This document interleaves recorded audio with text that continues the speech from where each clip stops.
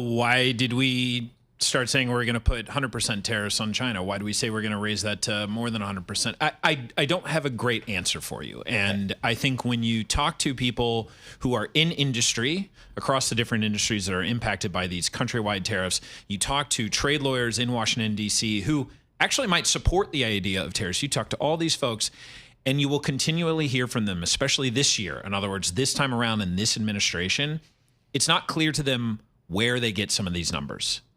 And I think that's important because Trump 1.0, there were at least reports and research coming out before the President of the United States implemented tariffs, like on steel and aluminum, like on solar panels. You had the career folks showing the math. Okay. This time around, it does seem like on some level, this is the will of maybe one person or a small brain trust of people in terms of what they're throwing out there. All right, President Trump, I think it's safe to say, doesn't like the current left-leaning president of the country. He did like the old president who was far right. In fact, there was a protest, a demonstration that looked a lot like the January 4th demonstration that took place in Brazil's capital. Is this political?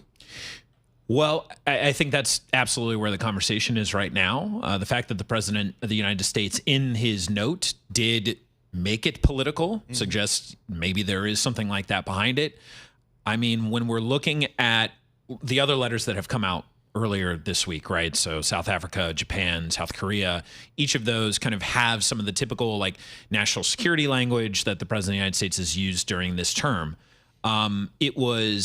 That was what was striking about the letter about Brazil, was specifically calling out names of politicians in that nation. And of course, you saw the president of Brazil came out later that night saying, "Listen, there's this trade surplus with us. Right. So, like, what is it actually that we're talking about here?" Right. Copper, 50% levy on copper. We talked to Mike McGlone of Bloomberg Intelligence. He thinks that might end up being something lower, maybe 15%, 15%, but whatever it is. I guess John and I are learning throughout today, copper goes into a lot of stuff. Yeah. We use a lot of copper.